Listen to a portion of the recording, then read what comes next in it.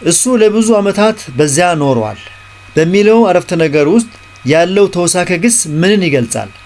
ሀ ጊዜን፣ ለ ቦታን፣ ሐመሮሃ መጠንን፣ መ ሁኔታን። የ2018 ዓመተ ምህረት የግንቦት ወር የስድስተኛ ክፍል አማርኛ ሞዴል ፈተና ክፍል 1።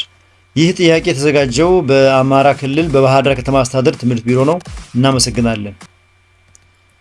ጥያቄ ቁጥር 1 አጋፋሪ ብሎ አሳላፊ ካለ እድምተኛ ብሎ ምን ይላል? ሀ ደጋሽ፣ ለ ተጋባዥ፣ ሐመሮሃ ጋባዥ፣ መ አስተናጋጅ።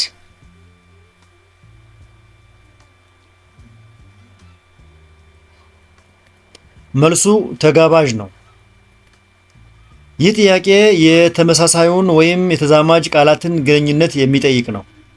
አጋፋሪና አሳላፊ በግብዣ ላይ ሰዎችን የሚያስተናግዱ ምግብና መጠጥ የሚያቀርቡ ሰራተኞች በመሆናቸው ተዛማጅ ናቸው። በሌላ በኩል እድምተኛ ማለት ወደ አንድ ድግስ የመጣ ተጠሪ ወይም የተጠራ ወይም እንግዳ ማለት ነው። ከቀረቡት አማራጮች ውስጥ ተጋባዥ የሚለው ቃል ተመሳሳይ ትርጉም አለው። ስለዚህ እድምተኛ ማለት ተጋባዥ ማለት ነው።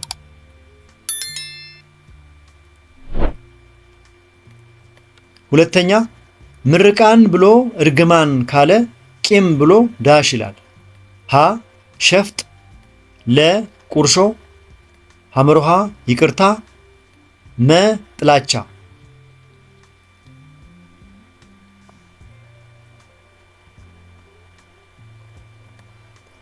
ምርቃን ብሎ እርግማን ካለ ቂም ብሎ ይቅርታ ይላል። ምክንያቱም ጥያቄው የተቃራኒ ቃላትን ግንኙነት የሚያሳይ ነው።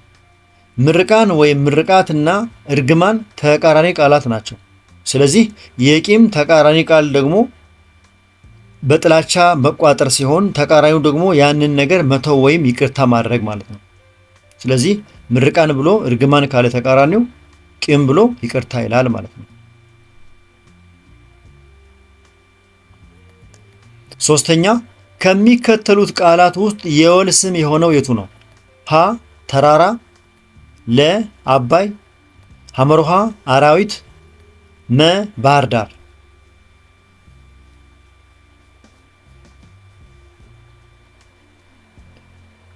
ትክክለኛው መልስ ተራራ የሚለው ነው። የወል ስም ማለት ለአንድ ወገን ወይም ተመሳሳይ ለሆኑ ነገሮች በጋራ የሚያገለግል ስም ነው። ተራራ ሲባል በማንኛውንም ተራራ ሊወክል ስለሚችል የወል ስም ነው። በአንጻሩ አባይና ባህር ዳር የተጽኦ ወይም የአንድ የተወሰነ ነገር ብቻ ስሞች ሲሆኑ አራዊት ደግሞ የጥቅል ስም ነው።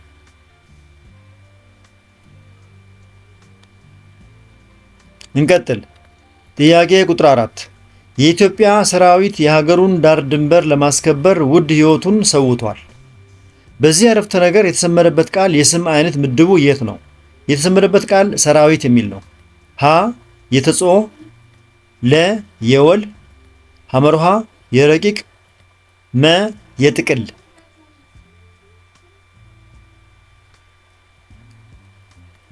መልሱ የጥቅል የሚለው ነው። ሰራዊት የሚለው ቃል የብዙ ወታደሮችን ስብስብ በአንድነት የሚገልጽ በመሆኑ የጥቅል ስም ይባላል። ብዙ ነገሮችን በአንድነት አጠቃሎ የሚይዝ ስም የጥቅል ስም በመባል ይታወቃል።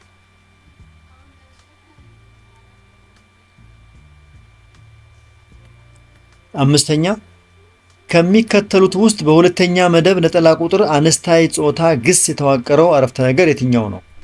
ሀ የተረት መጽሐፍ አነበበ፣ ለ የተረት መጽሐፍ አነበብሽ፣ ሐመሮሃ የተረት መጽሐፍ አነበብክ፣ መ የተረት መጽሐፍ አነበበች።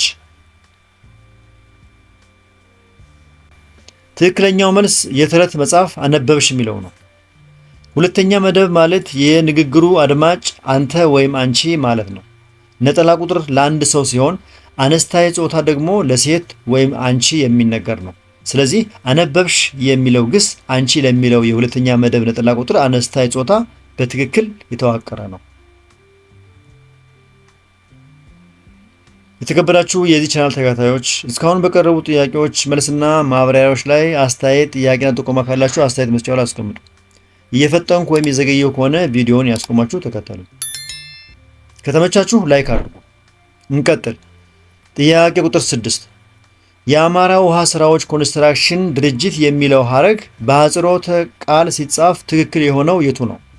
ሀ የ ነጥብ አ ነጥብ ው ነጥብ ስ ነጥብ ኮ ነጥብ ድ ለ የአ ነጥብ ው ነጥብ ስ ነጥብ ኮ ነጥብ ድ ነጥብ ሐመርሃ አ ነጥብ ው ነጥብ ስ ነጥብ ኮ ነጥብ ድ መ የኢ ነጥብ ው ነጥብ ስ ነጥብ ኮ ነጥብ ድ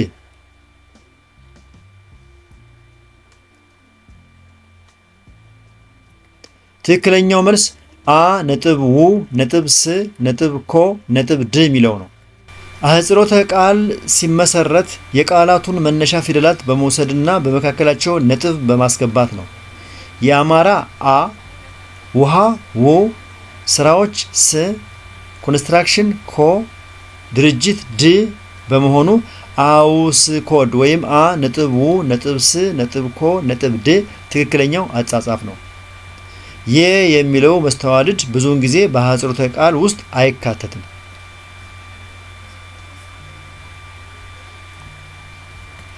ጥያቄ ቁጥር 7 ፍርድ ቤት የሚለው ጥምር ቃል አሳጥሮ ለመጻፍ የምንጠቀምበት ስርዓተ ነጥብ አይነት የቱ ነው? ሀ ይዘት፣ ለ እዝባር፣ ሐመርሃ 2 ነጥብ፣ መ 1 ነጥብ።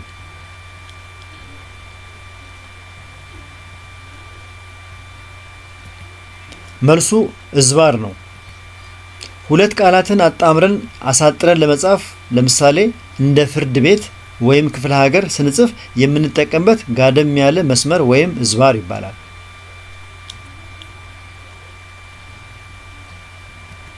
ጥያቄ ቁጥር 8 ከሚከተሉት አረፍተ ነገሮች ውስጥ በተገቢው ቦታ ትክክለኛ ስርዓተ ነጥብ የተቀመጠው የትኛው ነው?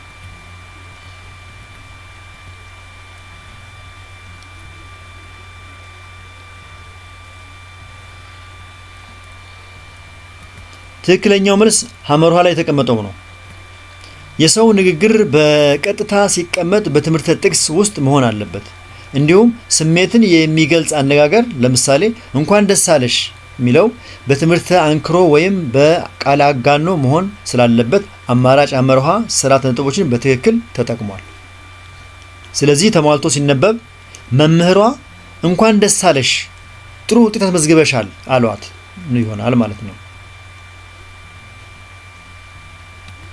ጥያቄ ቁጥር 9 ከሚከተሉት ግሶች ውስጥ የዋህ ኃላፊ ጊዜ ግስ የሆነው የቱ ነው? ሀ አነበበ፣ ለ ያነባል፣ ሐመርሃ አንብበዋል፣ መ እያነበበ።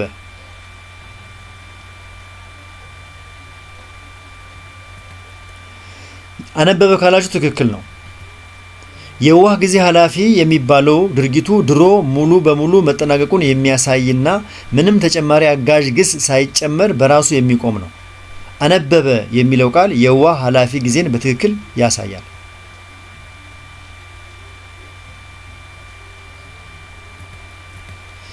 የተከበራችሁ የዚህ ቻናል ተከታታዮች ወደ ክፍል 1 አጋማሽ ደረስን። እስካሁን በቀረቡ ጥያቄዎች መልስና ማብራሪያዎች ላይ አስተያየት፣ ጥቆማና ጥያቄ ካላችሁ አስተያየት መስጫው ላይ አስቀምጡ። ከተመቻችሁ አሁኑ ላይክ አድርጉ። ሌሎቹ እንዲያገኙት ከፈለጋችሁ ሼር አድርጉላቸው። በዚህ ቻናል ላይ የተለያዩ የስድስተኛ ክፍል ሞዴልና ሚኒስትሪ ጥያቄዎች ስለሚገኙ እነሱን በቀላሉ ለማግኘት ቻናሉን አሁኑ ሳብስክራይብ አድርጉ። እየፈጠንኩ ወይም የዘገየው ከሆነ ቪዲዮን ያስቆማችሁ ተከተሉ። መልካም ጊዜ። እንቀጥል። ጥያቄ ቁጥር 10 በግልና በመስሪያ ቤት ደብዳቤ አጻጻፍ ቅርጽ ከሚካተቱት ውስጥ አንዱ ዳሽ ነው። ሀ ማህተም፣ ለ ቁጥር፣ ሐመርሃ ግልባጭ፣ መ ቀን።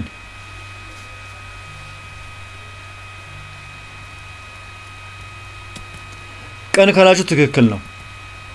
የግል ደብዳቤም ሆነ የመስሪያ ቤት ደብዳቤ ሁለቱም የጋራ ቅርጽ አላቸው። ማህተም፣ ቁጥርና ግልባጭ የመስሪያ ቤት ደብዳቤ ልዩ መገለጫዎች ሲሆኑ ለሁለቱም የጋራ የሚሆነው ግን ቀን ነው።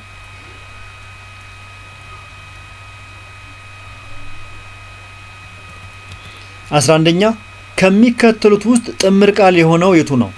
ሀ ጎበዝ ተማሪ፣ ለ አጭር ቀሚስ፣ ሐመርሃ ነጭ ሽንኩርት፣ መ ረዥም ዛፍ።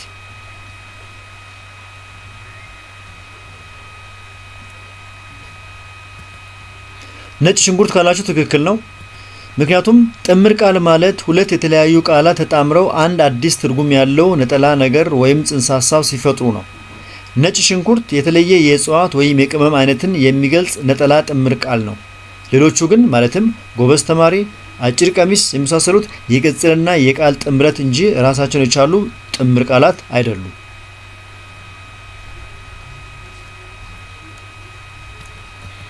12ኛ ከሚከተሉት ቃላት ውስጥ ራሱን በመድገም ሊበዛ የማይችለው ቃል የቱ ነው? ሀ ቅጠል፣ ለ ስር፣ ሐመርሃ ቅርጽ፣ መ ቀይ።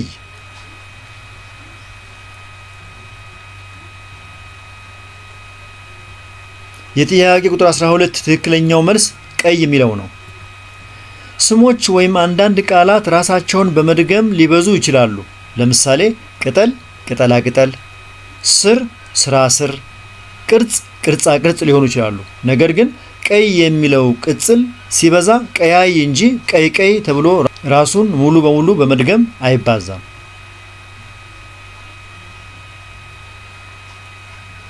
እንቀጥል። ጥያቄ ቁጥር 13 የቃላዊ ግጥም ባህሪ ያልሆነው የቱ ነው? ሀ በቅርጽ አጫጭር ናቸው፣ ለ ህትመታዊ ናቸው፣ ሐመርሃ ተከዋኝ ናቸው፣ መ አንደበታዊ ናቸው።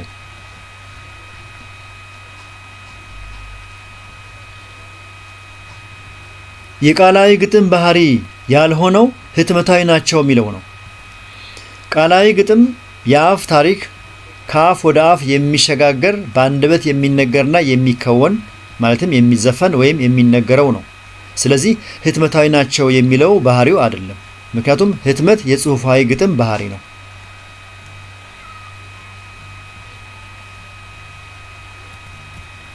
ጥያቄ ቁጥር 14 ነጭ አሞራ በሮ ይገባል ከዋሻ የአገርህን ጠላት አሳጣው መድረሻ። ይህ ግጥም በየትኛው የቃላዊ ግጥም አይነት የቀረበ ነው? ሀ ቀረርቶ፣ ለ ስራ፣ ሐመርሃ ሙሾ፣ መ ልመና።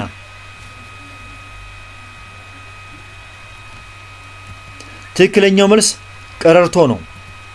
ይህ ግጥም ጀግንነትን፣ ሀገርን መከላከልና ጠላትን ማጥፋትን የሚያነሳሳ በመሆኑ በጦርነት ወይም በጀግንነት ጊዜ ከሚባሉ የቀረርቶ ወይም የፉከራ ግጥሞች ይመደባል።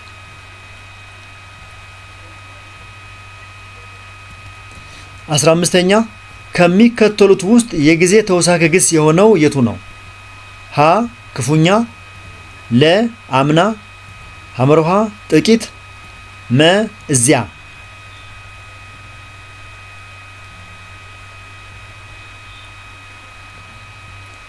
የጊዜ ተውሳከ ግስ የሆነው አምና የሚለው ነው። ተውሳከ ግስ ግስን የሚያሻሽል ቃል ነው።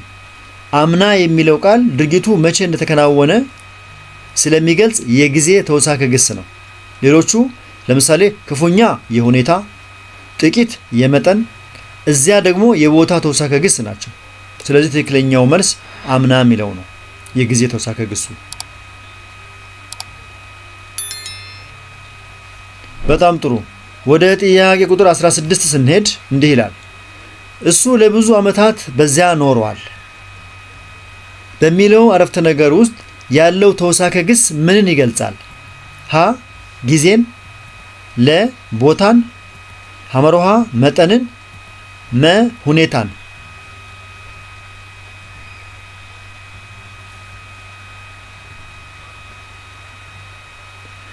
እሱ ለብዙ ዓመታት በዚያ ኖሯል በሚለው አረፍተ ነገር ውስጥ ያለው ተውሳከ ግስ የሚገልጸው ቦታን ነው። በአረፍተ ነገሩ ውስጥ ያለው ተውሳከ ግስ እዚያ ወይም በዚያ የሚለው ሲሆን ይህ ቃል ድርጊቱ የተከናወነበትን ስፍራ የሚያመለክት በመሆኑ ቦታን ይገልጻል ማለት ነው።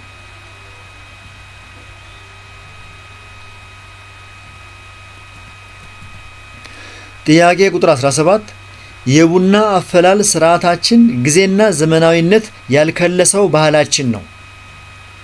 ለተሰመረበት ቃል አውዳዊ ፍቺው ምንድን ነው? የተሰመረበት ቃል ያልከለሰው የሚለው ነው። ሀ ያልበረዘው፣ ለ ያላጠረው፣ ሐመርሃ ያላዘመነው፣ መ የቀላቀለው።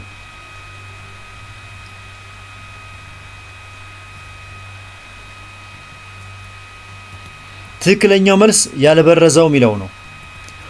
መከለስ ማለት አንድን ነገር መደባለቅ ወይም ዋና ማንነቱን እንዲያጣ ማድረግ ማለት ነው። ስለዚህ ያልከለሰው ባህላችን ሲል ዋና ማንነቱ ያልተበረዘ ወይም ተፈጥሯዊ ይዘቱን ያለቀቀ ማለት ነው።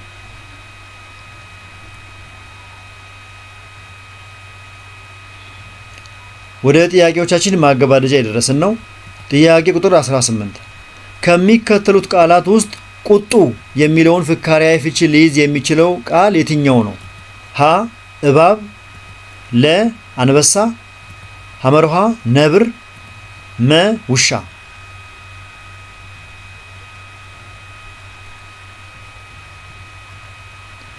ቁጡ የሚለውን ፍካሪያዊ ፍች ሊይዝ የሚችለው ቃል ነብር የሚለው ነው። በፍካሪያዊ ወይም በምሳሌያዊ ፍቺ ነብር የሚለው እንስሳ በጣም ንቁ፣ ፈጣንና ስሜታዊ ወይም ቁጡ ሰዎችን ለመግለጽ ይውላል። ለምሳሌ ነብር ነው ሲባል ግልፍተኛ ወይም ቁጡ መሆኑን ለማሳየት ያገለግላል።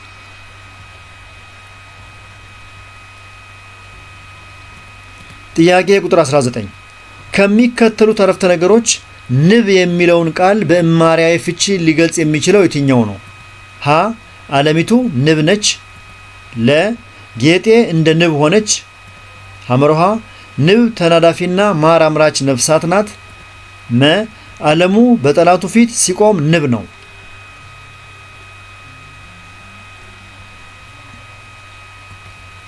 መልሱ ንብ ተናዳፊና ማር አምራች ነፍሳት ናት የሚለው ነው። እማሪያዊ ፍቺ ማለት የአንድን ቃል ቀጥተኛ መዝገበ ቃላታዊ ወይም ተፈጥሯዊ ትርጉም ማለት ነው። ንብ ተናዳፊና ማር አምራች ነፍሳት ናት የሚለው አረፍተ ነገር ስለ እውነተኛዋ ንብ ቀጥተኛ መረጃ ስለሚሰጥ እማሪያዊ ፍቺ ነው። ሌሎቹ ፍካሪያዊ ፍቺዎች ናቸው። ወደ ክፍል 1 የመጨረሻ ጥያቄ ደረስን። ጥያቄ ቁጥር 20 እንዲህ ይላል። ከሚከተሉት ምሳሌያዊ አነጋገር መካከል በጥያቄና መልስ የተጻፈው የቱ ነው? ሀ ወጥን ማን ያውቃል ዞሮ የቀመሰ፣ ለ ለማያውቁሽ ታጠኝ፣ ሐመርሃ ሰውን ማመን ቀብሮ ነው አለች ቀበሮ፣ መ ሲሮጡ የታጠቁት ሲሮጡ ይፈታል።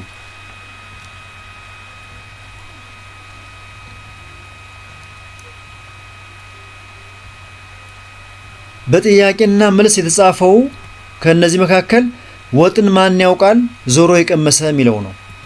ወጥን ማን ያውቃል የሚለው ክፍል ጥያቄ ሲሆን ዞሮ የቀመሰ የሚለው ደግሞ መልስ ነው።